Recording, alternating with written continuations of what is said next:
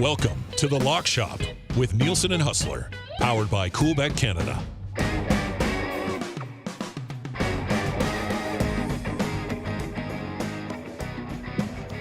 What is up, Lock Shoppers? Welcome to the program. Huss and Mattew Iwanyk in with you today. Dusty traveling to do some CFL action on the tube. Tomorrow and on the weekend.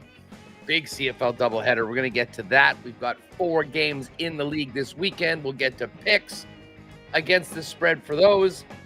And we'll also be keeping an eye on the Open Championship at Royal Troon, which is eating up many of the top golfers on the planet today. Great to have you all with us. Shout out to everybody listening on the Edmonton Sports Talk live stream.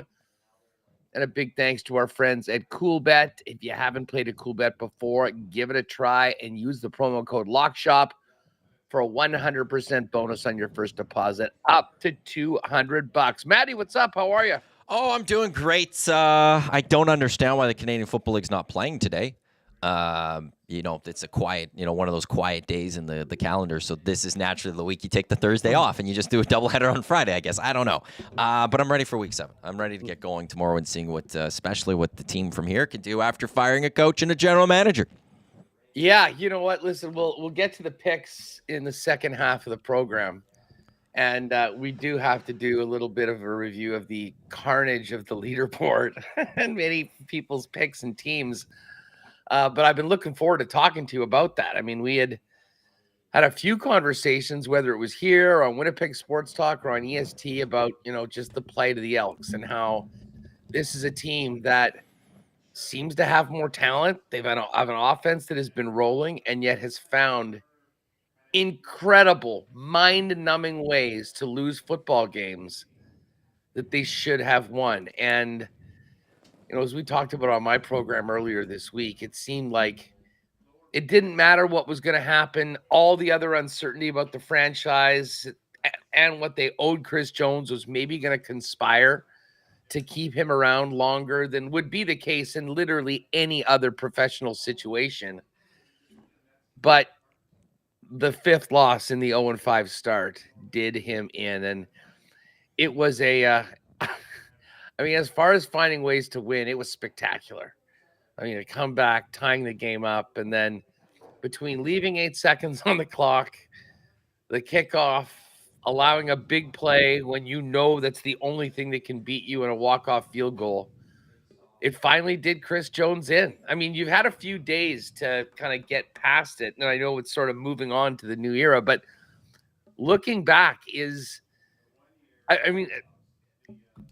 I'm still a little surprised they did it because of how close they've been. They've been in these games and everything else going on. I'd imagine the people, I'd say this, I think it's a good sign for the sale because I think that they probably wouldn't be doing things of this magnitude if they didn't have sign off from the people that were going to be taking over. But I'm much farther from the situation than you are. Looking back, I don't think anyone's doubting that it was the right decision. This guy was 8-33. I guess, are you of the opinion that the sooner they can move on from Chris Jones, regardless of what happens, the better? Yeah, based on how the season was going into the season, I thought if they were 0-4, he's got to go. But with how close those losses were, I said, okay, I'm giving him Ottawa. After the Toronto loss, I'm like, I could give him Ottawa because if you lose to BC, Toronto, Montreal, and Saskatchewan, you could say you lost to good teams. But the moment you lose to Ottawa, I don't care how close it is. I even said on the pregame show that day, if they could lose by a last-second rouge, which they almost did, Chris Jones got to go because if you can't now beat Ottawa, who are you going to beat? Who are you ultimately going to go win these football games against? And the thing is, ownership, ever since they announced that they're going to sell it, they got a lot of good applicants. So it was always this whole process seems they're going to get someone good, or at least, financially, that is going to purchase this franchise. But look, as the days have passed and I could reflect on this a little bit more, it was a move that was even more necessary than ever because I don't like business decisions always, mostly impacting sporting decisions. But for where the Edmonton Elks are, you kind of have to look at the business a little bit. And you have to look at the fans. And you go back to the end of last season, Chris Jones was 0-9. He fired an OC. He brought in promoted Jarius Jackson to being his offensive coordinator. They also then started Trey Ford. And they went 4-5 the rest of the season. And because of Jarius Jackson and Trey Ford, Chris Jones got to keep his job. And he got to go to 2024 as the head coach and GM of this team. And the fans were excited about Trey Ford. The fans wanted to see Trey Ford. Casual fans were getting excited about this team again. And then what did Chris Jones do? He slapped those fans in the face. And he said, nope, we're going with McLeod Bethel-Thompson because I know better. And we're going to do it also because while Trey Ford is a good young quarterback, we need to win this season, and we're going to do it with McLeod Bethel-Thompson. And when you go out and tell your fan base, I'm not going to give you the quarterback you want. I'm not going to give you the quarterback that has won football games. I'm going to bring in this guy because he's going to win more football games. And you start off 0-5, you can't win that. If he had gone with Trey Ford this year and they were 0-5, I think there's a chance he might still have his job because at least you went with the development plan. And I could see that fans would maybe to a degree be a little bit behind that. But he went out there and he said, nope, I'm smarter than you all. I know what I'm doing. Watch this. And yet he's still 0-5. So he had to go. You brought up the record there, and change needed to happen. And when you look at what the current interim president of this team, Rick Lawler, said, he was on with the Morning Boys a couple days ago here on the station. And, he says, I'm not the football guy. I don't make those decisions. But this team has a history of two quarterbacks. There's a reason this move came. Jarius Jackson referenced using the quarterbacks, not just McLeod Bethel-Thompson and other quarterbacks. This came down to Chris Jones's arrogance and his disrespect and fact that he doesn't like Trey Ford, and that's why we're here. But it's a move that needed to happen. And now we'll see what happens. Are there people that actually think that playing Trey Ford gives them a better chance to win than MBT? It's not a better chance to win. I'm the president of the Trey Ford fan club. Been saying that for months here. The two things I will say, one is Trey Ford is exciting at least. If you're going to lose football games, excite me a little bit more. Give me a little bit more hope when it comes to him. But two, it's the roster construction. You went Chris Jones by him. He went out and spent $400,000 on McLeod Bethel-Thompson. He didn't go bring in veterans in that secondary. They're getting destroyed in that secondary. He's got a very young secondary. He could have went and added additions there. The offensive line has been a concern for the Elks for a number of years. He's never gone and addressed the offensive line. He never went out and brought Hardrick in. He didn't get in competition with Saskatchewan to bring in Hardrick or any of the other offensive line free agents over the last number of years. The roster construction became what was worse because you go with McLeod Bethel-Thompson and Trey Ford. If you start Trey Ford, the two things that come out of it, one is you could have spent money in different spots to improve this roster, and two, you're at least developing this guy. And is McLeod Bethel-Thompson the reason they're 0-5? Absolutely not. No one's looking at the offense as the biggest reason they're 0-5. But McLeod Bethel-Thompson is a $400,000 quarterback. He's not the reason they have a win this season. Michael Riley came to this franchise a number of years ago, and he drove the team down the field and won football games. McLeod Bethel-Thompson's driving down the field tying football games, or he's not winning those football games. In Montreal game, he throws the interception. He's not the reason they're 0-5, but he's also a reason that they haven't won a football game. So that's where the love of Trey Ford comes in this city. I don't think there's anyone out there that ultimately thinks Trey Ford, this team would be 4-0 or 4-1 with Trey Ford. But at least you're developing a young quarterback to be excited about. That's the camp behind Trey Ford. I mean, listen, Ford is fun to watch. I'm not sure he starts for anybody in the CFL. If everyone is healthy right now. Hamilton. And yeah. I think he'd replace Bo right now.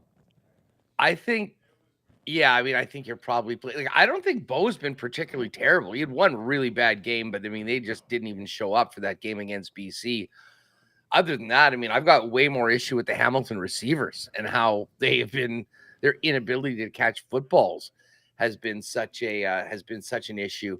But let me just ask you this, because this is going to, for folks like us outside of the market that are looking at this game to kick things off tomorrow between Edmonton and Ottawa in the rematch, is a very short period of time. And the reason why you don't see coaching changes very often mid-season is that, there's so much that goes into a playbook and game plans and all of that. It's very difficult to significantly change. And that's why, more often than not, you will just promote somebody from within, like Jarius Jackson. How might things be different under Jarius Jackson? What's he said so far? I mean, what are you expecting to see from this team when they get out there without Jones on the sideline? I'm expecting to see a little bit of Trey Ford. That's, I think, the biggest thing, you know. And then this is like, and I understand that Trey Ford maybe isn't a starter fully yet, but he has a talent and he's got a skill. And why wouldn't you utilize that in some games? Why wouldn't he come in with a little bit of a package and play a few snaps? He hasn't seen the field once this season. And it's very clear that was Chris Jones's full mentality. He doesn't want Trey Ford out there. He threw Trey Ford under the bus last week, going out saying Trey Ford declined going out there for a package. Well, it's clear because that's Chris Jones probably wanted to have gimmicky packages. He wanted to have just full, not full quarterbacks where he plays, where Trey Ford is a quarterback and he wants to be a quarterback and he probably wants to go out there as with some actually chance to throw the football or something like that. And Chris Jones just didn't want to do any of that. And Trey Ford hasn't said anything against Chris Jones, yet Chris Jones said that. But then you go to this week when the press conference happened, Jarius Jackson was asked about who his starter is. He said McLeod Bethel-Thompson is his starter. Outright, made it very clear, but he says, but we'll do some things differently. And with Rick Lawlisher with the Morning Boys saying, this team has a history of two quarterbacks, what you're going to see difference with the Edmonton Elks offense, and I don't know if they could do it for tomorrow just yet because it is such a short week, but I think you're going to see Trey Ford at least take a couple of snaps. And again, I don't know why you wouldn't. If you're a defense having to prepare for the Elks, you got MBT, who's one style quarterback, pocket thrower, who has a quick release. And then all of a sudden, Trey Ford comes out of nowhere for a couple plays with his speed and his mobility. And also, he can throw the football still.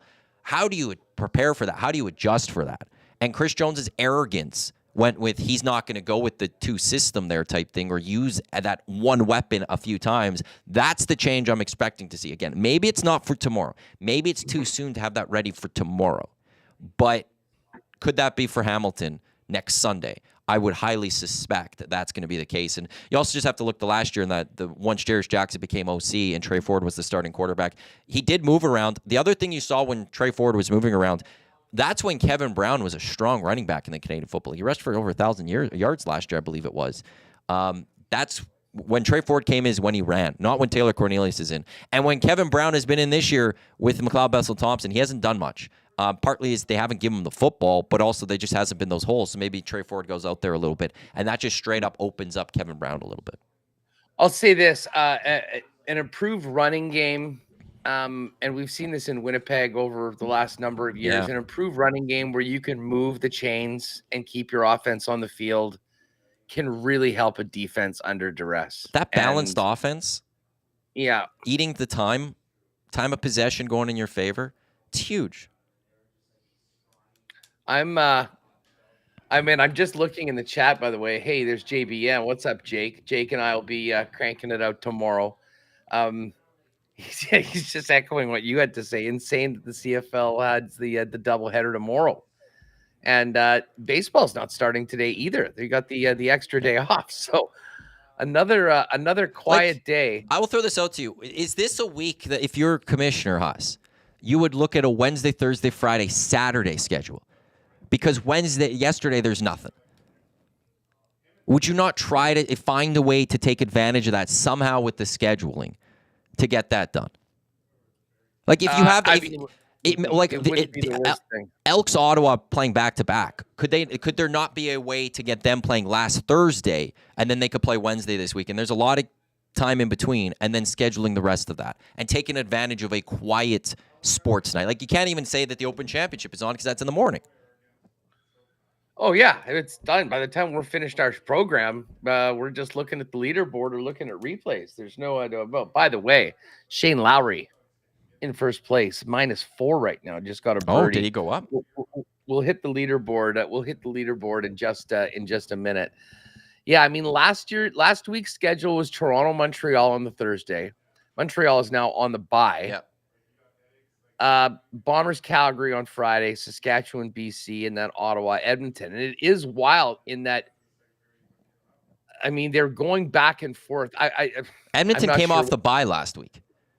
So couldn't you bump that game up earlier with the Ottawa and then Like there's got like I would think you have your specific dates in a CFL calendar, which Labor Day obviously is a big one.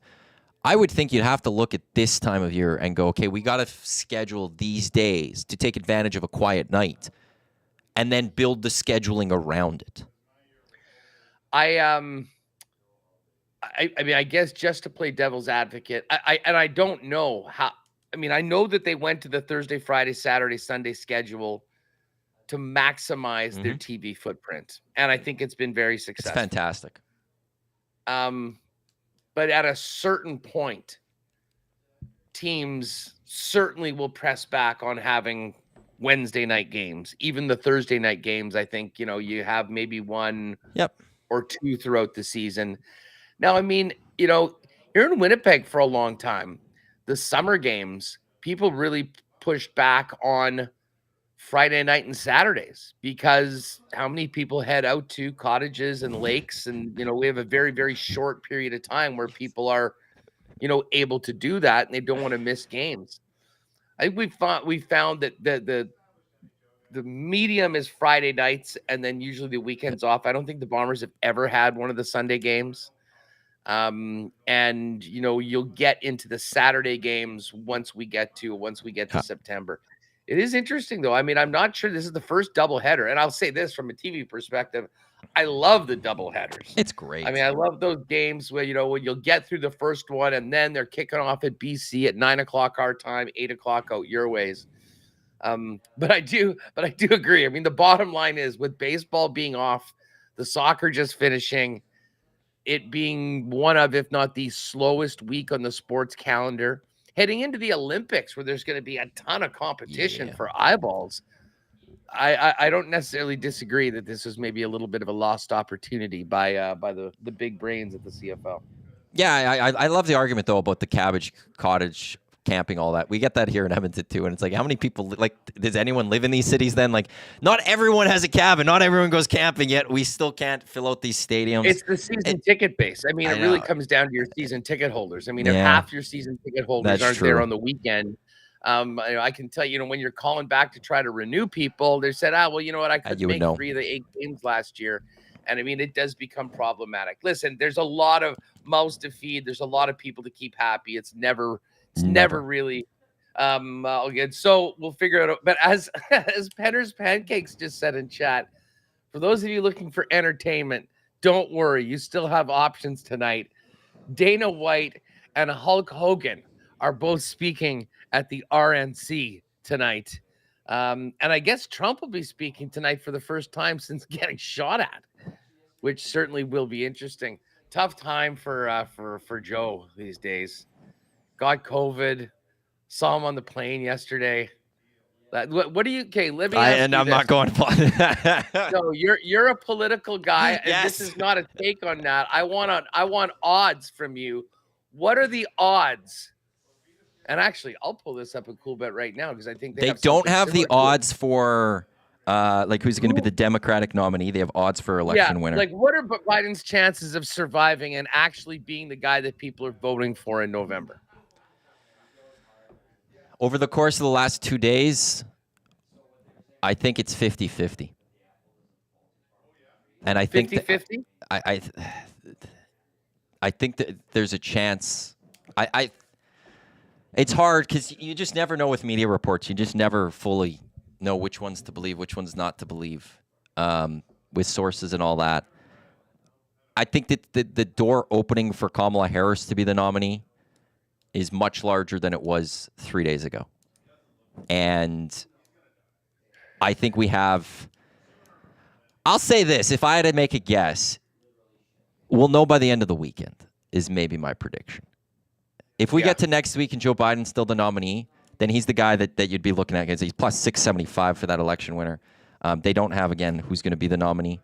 They used to. Kamala Harris, if next week we'll know. That's my prediction. If you're looking at this from a betting on it. Like, I was listening to some of the talking heads last night, and a lot of the people, and again, take it for what it's worth, who's speaking. I mean, they can't, even though Kamala was her presidential run back when she started was just such a disaster. and she's tied to the most unpopular parts of their platform. But I'm still looking at the odds right now. So Trump to win is minus 227. Yeah.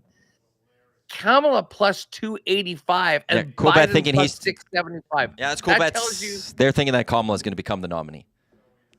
What, or that they have a hell of a lot better chance of winning the election if she's the nominee than if Joe stays on. This is an unprecedented time. That's all I'll say when it comes to that. There is no other person. You can't go, because I know I see Michelle Obama, Gavin Newsom, and Gretchen Whitmer.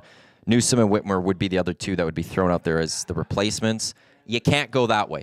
It either has to be the president or the vice president right now that's running. So if you're looking at those odds, I think you're just throwing your money away completely with Newsom or Whitmer. It's either going to be Kamala Harris taking over with a new VP, or it's going to be Joe Biden with Harris. That's going to be the ticket. But I would have to think we're going to have some sort of. It'd have to be decided the next week, I would think. This is the out. This COVID might be the out for Joe Biden, where they could now go, oh, there's this other medical thing that has come up, and he could go, for medical reasons, I'm stepping aside. Yeah, exactly. That's the opening. As opposed to saying the polls are telling me I need to step aside, to sit there and go, medically, I need to step aside. That's the win Joe Biden might be able to have with this, and that's why you're looking at Kamala Harris maybe plus 285. Well, there's also the whole thing. I mean, like I don't even rule out them making a change like of the actual president before it happens. That might actually boost Kamala. No, you know why I would say no? Who's running the country right now? Oh, the administration. The administration would be like that. That's the thing. Deep state. Deep state. No, but there's like the president has the top job, but there's a full administration that's running this, and that's the thing people are upset about Biden is that he's not selling his administration that's running, and then it's been a strong administration there. How you would do this if you're the Democrats is that you say if Joe Biden steps up and says I am not running, I am withdrawing my name for nomination. But I will remain president for the next few months, because then that gives you the chance for Kamala Harris she could focus on the election. She could go on the campaign trail. He could exclusively focus on running the country, not split duties where he's running on, he's having to split time between I'm trying to win votes over here, but also I have to run the biggest country in the world over here. He can say, I'm just going to go do that for the next 6 months. Kamala is going to go and do the mixed job, and then come January we'll pass the torch. She can get the inauguration and she'll take over. That's our plan as Democrats. Hey, when is that outdoor comedy festival coming to Edmonton? We had ours last weekend. Oh, and it was last weekend. Yes, and I think it's Winnipeg this weekend, the Great Outdoors Comedy Festival. Yeah, Winnipeg. But we had different different ones. You guys had Shane Gillis, who had the the Trump Biden. I can't remember who he was with who did the Trump, or he did Trump and the other guy did Biden, I think. His Trump is incredible. It was Tony Hinchcliffe's show, Kill Tony. And I was not familiar with this before, but they bring in comics or anyone that does 60 seconds of stand up and then they talk to them. It was like 2 hours and 20 minutes. Both Trump and Biden in character the entire time. And I will say it's definitely PG. I mean, I'll say this, comedy's back. You can apparently get away with saying a lot of stuff that would have got you canceled before. Oh my God, though, those impersonations, I mean, between Gillis's Trump and the other guy's Biden, I will suggest it to folks if you're into that. And I would say, bring those guys out for the debate. Like, let's get the other guys out. Let's just put it all in the comedians to make things happen going forward. Anyways, if you are dying to look at odds right now, those odds are up. And you know what? I don't really pay attention to the polls very much, but I do check out these odds all the time because I'll tell you what, the people that are accepting wagers on it have significant investment in it and need to be a lot sharper than people that are just throwing out numbers for whatever reason right now. You could also bet on the Swedish election at the moment too, a Coolbet, if you're interested. Yes, I'll be honest. I'm not as familiar with the Swedish election. Yeah, they got for most seats. They got the S plus V plus MP plus CF minus 143 and M plus L plus SD plus KD at plus 103. No idea what any of that means, but you could go bet on it at Coolbet. Jake, you want to go get a couple exclusives ready for the? I mean, that looks like Can a we crazy parlay this? algebra equation. Yeah, can we parlay this? And I'm sure they must have like one of those. There's probably a ton of parties, and that business was like all these parties together, certain ones. It's a coalition. Anyways, most likely. We'll see what happens, but the odds are up right now. It looks like the winning party right now: Dems plus 200, Republicans minus 250, and I would not recommend putting down at 41 on an independent. I think those are actually better odds than I would expect. I'm surprised it's not worse. It's the sucker bet of all time. All right. Well, listen, just before we get to our CFL picks for the weekend, let's get to the Open Championship. And I'll tell you what, Dusty's feeling pretty good right now. And again, it's round one, and there's a lot of golf left to be played, and every hole can be very treacherous. This Troon has played as tough as it's ever has. Like traditionally, going out the front nine, the players have the wind at their backs, and usually that's relatively easier or more kind to them, and then it's a lot tougher on the back nine. Both nines are playing that way right now, about 2 over par on average on both sides right now, which makes the guys playing right now are in a good position. It seems like the wind's died down a little bit, so guys like Shane Lowry and Xander Schauffele have really sort of been taking advantage of it, but it's still tough. But Dusty, I know, is on Lowry, who's the leader right now at 4 under. And his last pick was Alex Noren, who just got into the tournament last weekend. And Noren's at 2 under right now. So Shane Lowry in the lead. He still has plenty of holes left to play, though. He is through 11. 11, I believe, is the toughest hole on the course. So nicely done for him to get through that one. Had an amazing par save from about a 35, 40-foot putt a couple holes ago to stay bogey-free, I believe. And how about that? Justin Thomas. Like, Justin Thomas has been completely irrelevant for the most part over the last sort of 18 months. He shot a 3 under 68. Now, I think he shot 62 to open the Scottish Open, or was it 2 weeks ago, and ended up being nowhere close. So I'll wait to see how JT does in these other 3 rounds, but at least showing signs of life. And then there's Xander Schauffele. Xander's 3 under through 12 right now. He's birdied 5, birdied 8, and birdied 11. And he has a bogey 3 under par right now, 6 holes left to go. The 2 under group includes Alex Noren, Nikolai Hygaard, Justin Rose, Russell Henry, Canadian Mac Hughes, who is a great putter. I believe I was looking at stats, strokes gained, putting, number 1 right now. So that always helps come major time. But check out this card from Brooks Koepka. Brooks went par, bogey, bogey. So he was 2 over par on the 3rd hole, then rattled off 4 birdies in a row, gave one back on 9, got it back on 11. Brooks is 2 under par right now, playing the 15th hole. And I mean, it's been a while since we've seen 40-1 hung out on Brooks in a major championship. But that's where it is today so far. The 1 unders include Adam Scott, who, of course, was runner-up in the Scottish Open last week, Sepp Straka, and then guys that are still playing right now, Hollywood Hoagie and Scotty Scheffler is 1 under par through 11 holes. You get to the group at even. And even, I mean, is right in there. Tony Finau, one of those guys. Nice round for Tony. He's in the clubhouse and went out early during the toughest conditions. He's at even. Joachim Neiman is at even.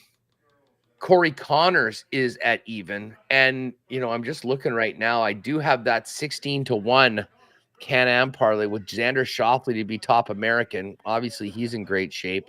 And Mac Hughes right now has that 2-shot lead on Corey Connors, but still a lot of golf left to be played. So those are some of the big numbers that are even par or better. But the other side of the coin, Matt, is some of the top players in the world that were absolutely brutal today. And I am sorry to report that Rory McIlroy is at the top of that list. Rory McIlroy shot a 7 over 78 today. And, psychologically, he seemed to be actually in pretty good spirits after that epic choke job. He took a little bit of time away from the tour. He came back. He played last week. But, man, 7 over for a guy like Rory. He had double bogeys. He went bogey, birdie. He was even on the 8th hole, and then it got ugly. A double on 8, bogey on 10, double on 11, bogey on 15, bogey on 18, and 7 over par. Only 1 birdie on the course. And I was thinking it was going to go one of two ways. I was thinking he's either going to win this tournament and completely move past it. It's going to make him harder, or the scar tissue from what happened was going to be hanging around a little bit longer. And it looks like the latter has been the case today with old Roars. Yeah, that's I haven't watched much today, but you go to the leaderboard and you go look at the names, and I was looking for Tiger, and all of a sudden I get near the bottom, like there's Rory. Like, whoa, what happened there? But you got Cam Smith that's right there, +7. Tiger's at +6, but not expecting much. Ricky Fowler +8. But yeah, when it comes to Rory, could you have a worse word than choke job and how he blew it a number of weeks ago here? It was just awful to watch that. And that always can rattle you. But here's the thing: like a guy like Rory, watch tomorrow he'll go like 5 under, 65. and he'll be just make the cut or something. He always then finds a way to just somehow get there to the weekend or something. So maybe tomorrow, I haven't looked at the forecast for tomorrow. Maybe there's that path for him. The one thing I will say is, if I'm Shane Lowry, if I'm Justin Thomas, if I'm Xander Schauffele, I don't like seeing Scotty Scheffler only 2 to 3 back of me. There's a guy that he just needs to get to the weekend within contention, and all of a sudden Scotty Scheffler is going to have a Saturday or something where he's 8 under, 7 under. And he's going to be in the lead or something like that. I'd want a little more distance from Scotty Scheffler. So Shane Lowry, they're both out there playing still. I'm trying to build up that lead quite a bit. So is Schauffele, because if Scheffler is only a couple shots back, I'm a little worried about that, just how good he is. Yeah, Scotty, but I'll tell you what, he's in a group, and he's certainly at the top of that list, but there are a number of other guys like Xander Schauffele, for instance, who's got that one. Bryson is another guy that had a miserable day. I think he finished at 5 under. Just go through these numbers of guys that, we were expecting more out of. Henrik Stenson, who won the last time they were here, 20 under in that incredible back and forth with Phil Mickelson. He shot 6 over. Tiger's at 7 now. Louis Oosthuizen's at 7 over par right now. Cam Smith, I don't know what's up with Cam, man. He took the live bag, and he is just a shadow of what he used to be. I really thought that he might be able to pop this week. Last year's U.S. Open champion, Wyndham Clark's at 8 over par right now. In the group at 6, you got Sam Burns, Sahith Theegala.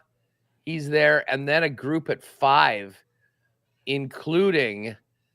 let's see. Who do we have here at 5? We've got Zalatoris. We've got Max Homa. We've got Tom Kim. We've got Bryson DeChambeau. We've got Tommy Fleetwood. So there's a lot of work. Sungjae Im as well.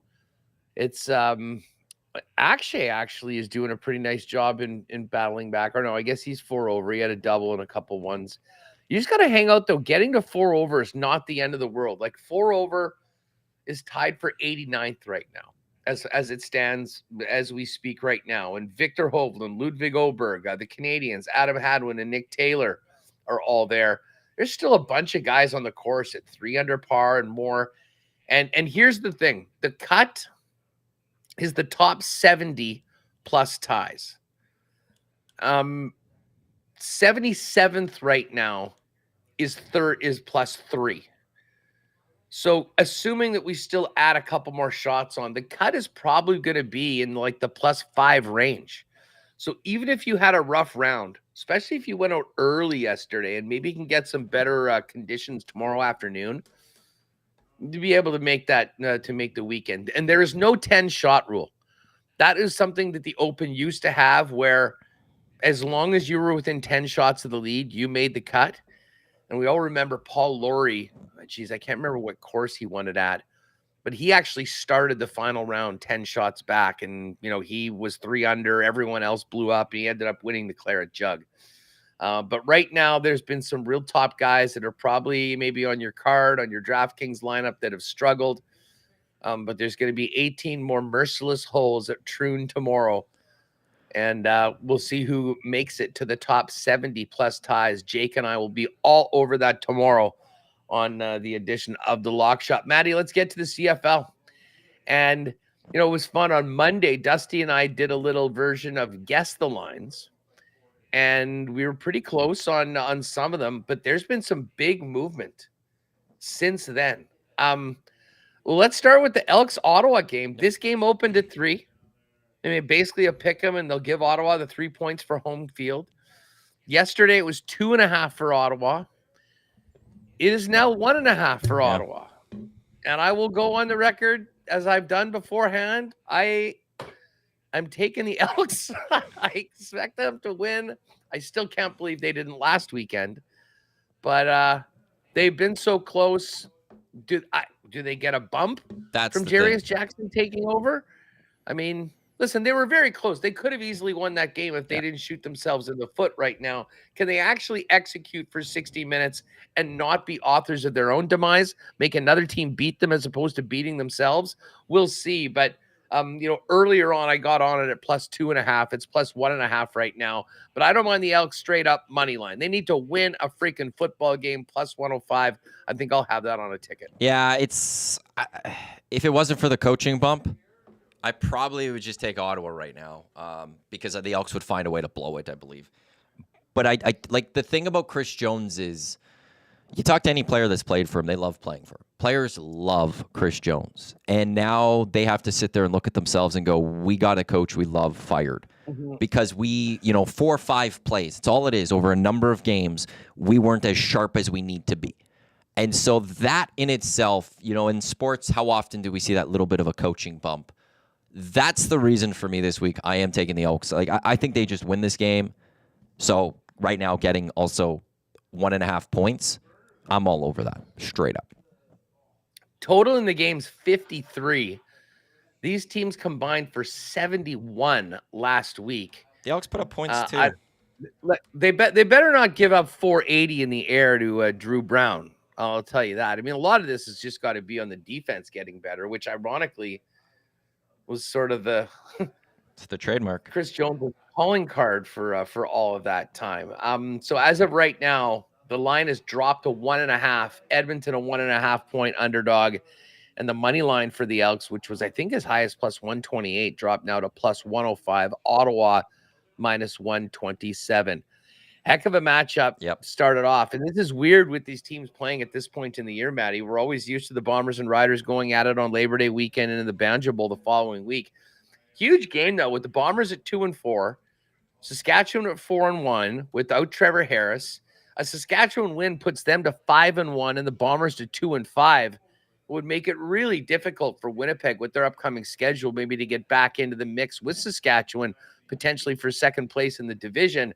A win changes everything. And knowing that when these teams are both good, more often than not, those back-to-back games are going to be split.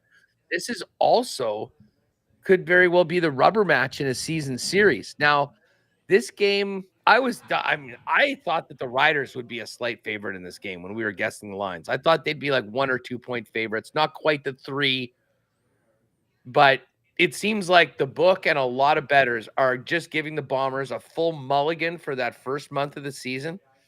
They've won a couple games. Zach Collaros looked like Zach Collaros. You had the offensive breakout last week, despite the fact that they won by the skin of their teeth. And now they've come in. The game opened at 2, went to 2.5. It's now 3.5 for the Bombers. And it's reminding me of last week. I talked about this on Monday, how there was such a big middle opportunity.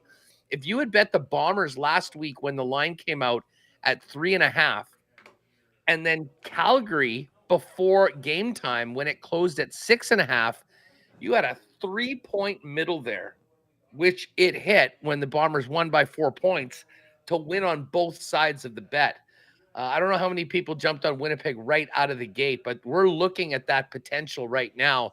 For instance, if the Bombers won by 3 points, but What do you make of this one? I mean, where are you at on Winnipeg right now and on Saskatchewan at 4-1, despite not having Trevor Harris available? Yeah, I'm not sold at all on Winnipeg. I bought into them at the start of this entire season. I kept betting that, the previous week, every time the previous week, it was just the previous week. They'll figure it out. They'll figure it out. They'll figure it out. They beat Ottawa. They beat Calgary. I'm not sold on either of those two clubs, so I don't look at the 2 wins that the Bombers have to go 2 straight. I'm not seeing them as these sexy wins where I'm like, yeah, they're back. And I look at the Saskatchewan Roughriders a different way, where they may have lost to the BC Lions, but that was a really close game. They were in it. And I like what the Saskatchewan Roughriders have been this season. I think Corey Mace is getting the most out of his players. He's a guy that's getting his players fired up. He's bringing the right, he's building the right chemistry in the locker room that he wants to get, and the players are playing for Corey Mason. They've lost Trevor Harris, but they still win with Shea Paterson. AJ Ouellette actually hasn't been that strong of a running back as they were expecting this year, but they made the right moves in the defense area, and they've built a solid team. Losing Hardrick hurts. I will say that right off the bat. Not having Hardrick on the offensive line is going to hurt that team, but they are getting Kearney back on the defensive line. I'm surprised that Winnipeg is the favorite in this one. Straight up, I like Saskatchewan better. Depending what happens with Cody Fajardo's health, I think I may make an argument that the Riders might be the second best team in the Canadian Football League. At the very least, they're the third best. It's BC cleared number 1. So if you're going to give me the Riders at home with points with the way they're playing right now, I'm taking it. So I get 3.5 for the Riders. I'm all in on that. Well, and it's not just points, but to go from 2 to 3.5 is big too. I mean, that 3-point number is so significant. Bombers game-winning field goal, and boom, check. Now, as I said, I got on the Bombers early on. I do think that they are, they've had a lot of success in that stadium. They're playing, at least the last couple of weeks, they played with a real sense of offensive urgency, at least. I can't wait to see what Pokey Wilson does this week. How do you follow up 200 yards and a touchdown and 13 catches? This is going to be a great test for the Rider defense, though. The Rider defense has been the backbone of this team so far this year. And I think we probably should see a real good crowd there. It should be a great night. I mean, I've already on the Bombers. I don't know if I would bet it again at -3.5. I did take it at 2.5, but this is getting a little bit high for me. I will say that, and I don't disagree with your thought process at all with the home dog in Saskatchewan getting 3.5. This is maybe the more surprising line movement of the entire week. Hamilton and Toronto. The Argos opened as 4.5-point favorites. And when we made these out, I'm like, you know what? I'm going to take Hamilton, even though they're 0-5. Much like the Bombers and Riders, you can often throw out the records when these teams play. I certainly think the Argos are a better team, but Hamilton's due. I was not expecting the line to move from 4.5 to 2.5. Like, there's obviously some steam coming out on the Ticats, who are 0-4. And to be honest, Matty, it's reminding me of all of us betting the Elks last week against the Ottawa Redblacks. This is going to be the night that they finally win, and we know how that one ended up. What do you make of this matchup and the fact that the line has moved from 4.5 to 2.5 in favor of the Ticats? I don't get the movement of it all. I will say this about the Argos. I don't know who the Argos are. There's points of this season I look like they're one of the top teams in the Canadian Football League. They're a threat for the Grey Cup. They go and beat BC at home. I know Cody Fajardo gets hurt, but they go beat the Alouettes last week. But then there's the series, the game against the Riders where, Dukes is throwing those 2 interceptions, and I'm going, has this league figured him out? You see the blowout that they had initially against the Montreal Alouettes, and I don't know who you are, the Toronto Argonauts, but I do know that they're better than the Hamilton Tiger Cats in my mind. And the Ticats, like the Elks, haven't won a game this season, but we could point to, it's a couple of mistakes. If Tim White just holds on to that football or doesn't throw it up or whatever, maybe they don't lose to the Saskatchewan Roughriders, blowing that lead. They've been very close in this. But I'm, as you said it a bit earlier. Familiar. Yeah, I know. It sounds very familiar here. But even Bo hasn't been bad this year. He's been relatively okay, but I don't believe in Bo. This isn't Bo like he used to be with the Calgary Stampeders. I'm not sold on him. I'm not sold on the entire organization of the Hamilton Tiger Cats right now and with their going. So I at 4.5, I would have had a thought about that a little bit more. 2.5, this is easy Argos to me because I just don't see them losing this football game to the Tiger Cats. I think they are a better football team, but I also could see myself on Monday going, how did I believe in the Argos yet again? Because every time I think one thing about them, they do something different. Listen, I'm gonna say the same thing I said, referencing that Winnipeg Calgary game last week. If you got on Hamilton at 4.5, I don't know how you don't pull the trigger on Toronto at 2.5. Because I could absolutely see the Argos winning by a field goal. And once again, hitting that middle. Like, rarely do we get this much movement in and around 3 points, which is the key number. In the NFL, we can talk about sevens. With the Rouges and the scoring in the Canadian Football League, it's not as significant as you get higher numbers. 3, though, 3 absolutely is the significant number, and it's gone to the other side of that right now. I'm really surprised on it. I think I take Toronto minus 2.5. And we'll see whether we can hit that. We'll see whether we can thread the needle and make that happen. Final game of the weekend is the BC Lions and the Calgary Stampeders. And I'll say I'm surprised with all the line movement in the other 3 games. This is the one that hasn't moved at all. That. And this is the one that I think, if you had asked me and said, hey, people are going to hammer one team, Matt, for the last few days, I would have suggested it's the BC Lions. Because 4.5 is actually a pretty decent number, too. Like, it's not like it's 7.5. We're not talking about a touchdown when this line opened. Like, I guessed 6.5 when we were saying, what do you think this line will be? I think it's going to be BC 6.5. It's 4.5. I still like BC on this one, and I don't even put much thought in it. When these two teams first met in week 2, it was 8.5 for the BC Lions. Now, I know they're at home, but it was 8.5. So when I saw the line this week at 4.5, to me, that's no-brainer. I'm taking the BC Lions. And, yeah, like, if you had said one line's going to move by 2 points over the course of this week, I'd have thought, oh, yeah, well, obviously it's the BC from 4.5 to 6.5. No? And for it to stay there, I don't know what I'm missing on this one. I feel like this is an easy BC win. The only thing I will say is maybe because it was a battle of, an undefeated team against the one-loss team last year, the BC Lions home to the Roughriders. Is this that trap game for the Lions where they're going to overlook the Calgary Stampeders because they're feeling good after the win against the Saskatchewan Roughriders?